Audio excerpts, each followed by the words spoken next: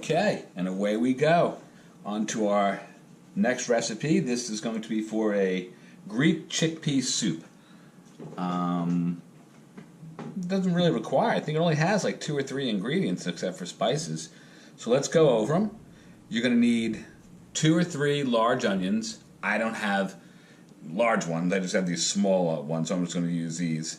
So I'm going to use about 5 of those. You need 5 or 6 cans of chickpeas. Now you could use the dried chickpeas, but if you use the dried chickpeas, then you got to soak them overnight and then rinse the water and soak them again. It's a pain in the ass. Just use the canned. The canned is fun. You're going to need salt. You're going to need pepper. And that's depending on your taste, a pinch here, a pinch there. No exact measurements. Probably about maybe, a teaspoon or 2 of salt and probably a teaspoon or 2 of black pepper. I like black pepper, so I'll put a lot in. And a little bit of dill. I'm going to use the dried stuff. You could use the fresh stuff. But always remember, if you use dried, that it's twice as strong because it's concentrated. So if a recipe calls for, let's say, 2 tablespoons of fresh dill, you would just use 1. All right. So I guess I'll open these cans up, start cutting onions, and get everything prepped. And then we'll get cooking. Okay, so I'm going to start with the onions. There's 1,000,001 ways to cut an onion. This is the way I like to do it. I cut off the top, I cut off the bottom, I cut it in half. After I cut it in half, usually the first layer of skin is usually dead or kind of funky. So I just sort of peel that right off. And there you go. Same thing. I'm going to cut off the bottom. I'm going to cut off the top. I'm going to go right in half. Peel off that dead skin. And you can feel it too, because it always feels like a little mushad or a little mushy. So you just want to kind of get rid of that top part. And look, it just peels right off. All right, let's keep going. By the way, while we're at it, this is the way you hold a knife. A lot of people I see hold knives like this. I see some people hold knives like this. Don't hold a knife like this. If you go to cut, it's just going to slip right out of your hands. Knives are built to be held like this. Almost like, I mean, if you must, go ahead and hold it like this, but you'll see it puts a lot of pressure on your wrist. That's why this way is the best way. It's the easiest way to chop and dice and do all those things. All right, enough of my commercial on knife holding. Let's go on. I'm going to cut another onion in half. Peel off that first layer of funk. And there's a piece of silver skin on there too. And alright, I'll get the rest of these onions cut up. Alright, so I got my onions all cut up. This is just going into a soup. They'll be blended out later, so it doesn't really matter. There doesn't have to be any sort of fancy cut. But again, you're just going to chop them up. Of course, if you cut them a little bit thinner, they'll cook a little bit quicker and be a little bit softer. Ah, look, I found a little piece of skin. Don't want any of that. And the same thing, just a rough cut. It doesn't have to be perfect. Just cut them right through. Lengthwise is fine. If you want to do some sort of fancy cut or dice, knock yourself out. Try to cut them, like I said, a little bit on the thinner side. Okay, nothing fancy. Hell, we can even do 2 or 3 at a time if you really want. And flip them. Oh, I can't flip them, they're stuck. Ah! Okay, there we go. All right. And flip them. And give them the ones through. Okay, that takes care of all of our onions. If you want to run the knife through, if you see any big hellacious chunks, you can just run the knife through if you want.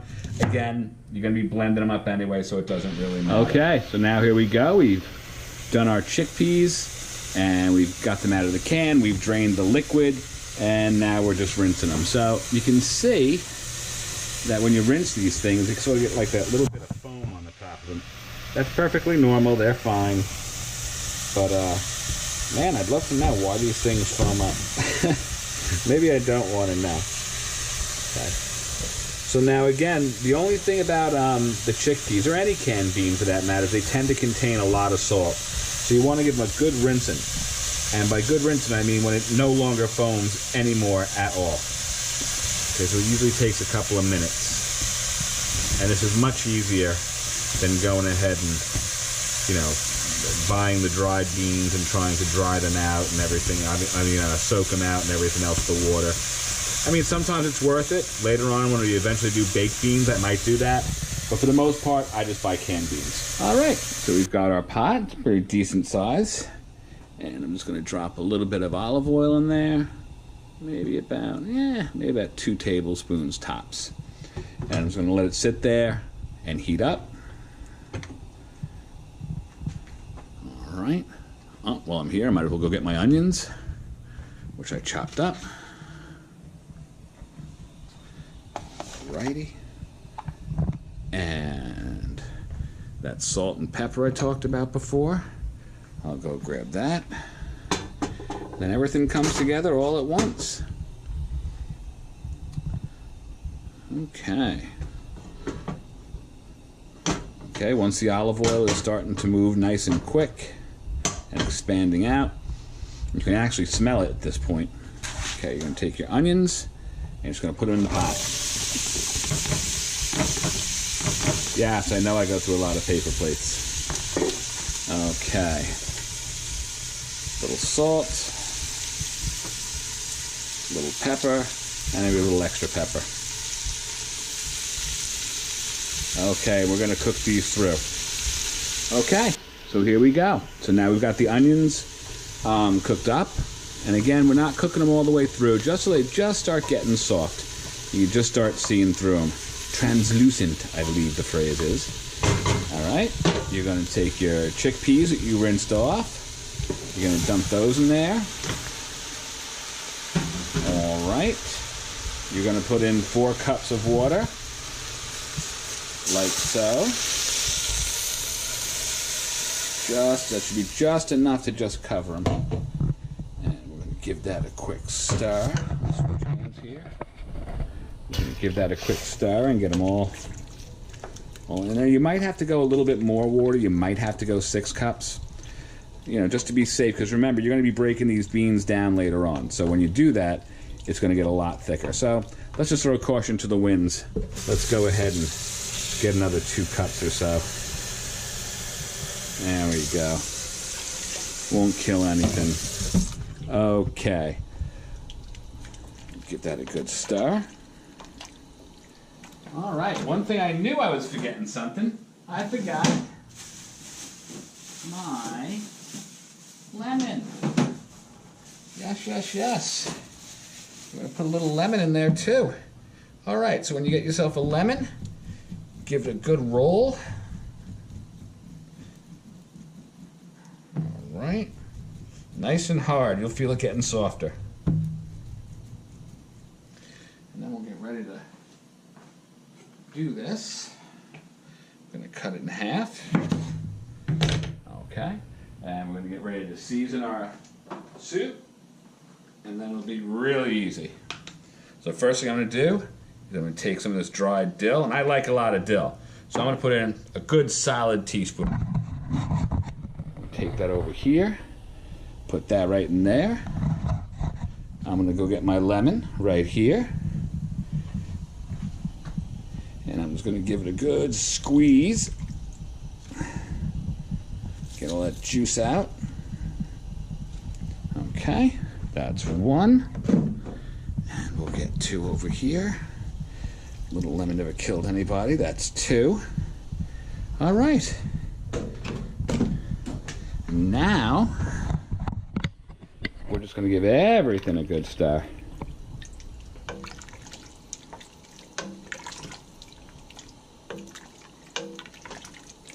All right, everything's blended, everything looks nice. And we're just going to bring this to the boil. Cover it and bring it to the boil. Now, if you wanted to, I mean, no recipe is written in stone. The best part about a recipe is you can make it your own. So if you wanted to, instead of using water, you could use milk to make it thicker. You could use heavy cream if you want it really, really thick.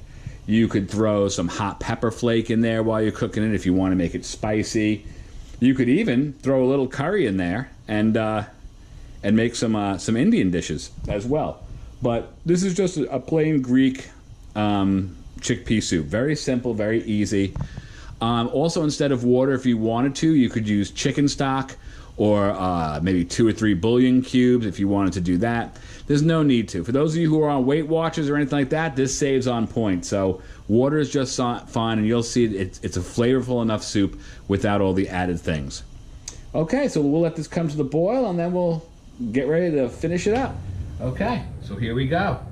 It's been cooked. We brought it to the boil, and then let me get this off the lens a little bit. We brought this to the boil, and then we let it simmer for a good hour or so, and you can see that the chickpeas are starting to break down. The water is all, starting to thicken up a little bit.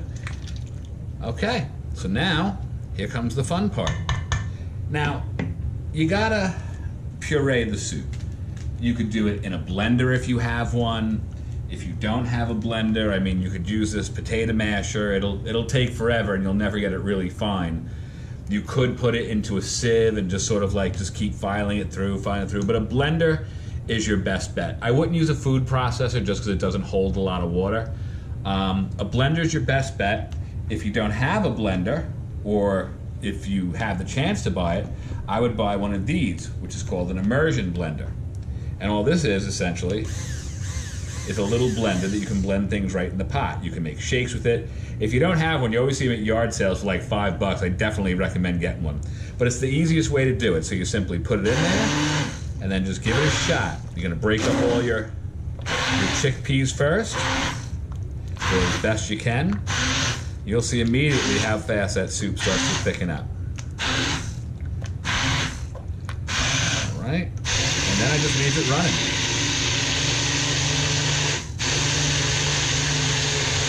I tilt a little bit so I can catch all those other peas underneath.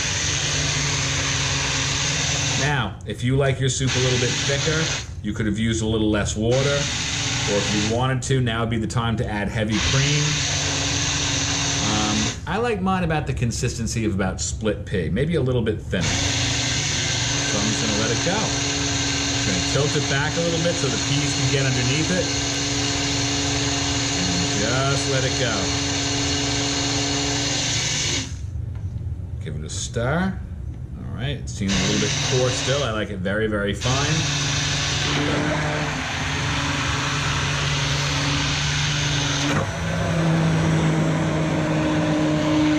Get along those edges in case any chickpeas are hanging out.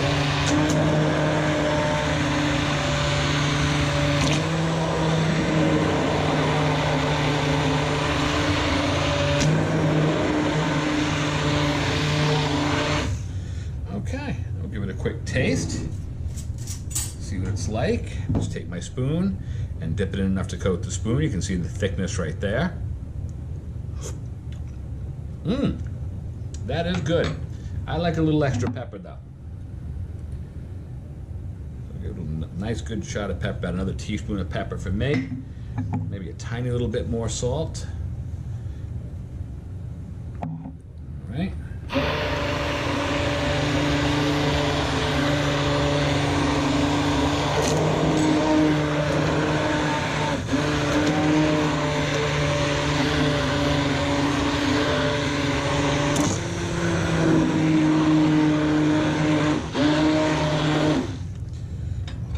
Test it again.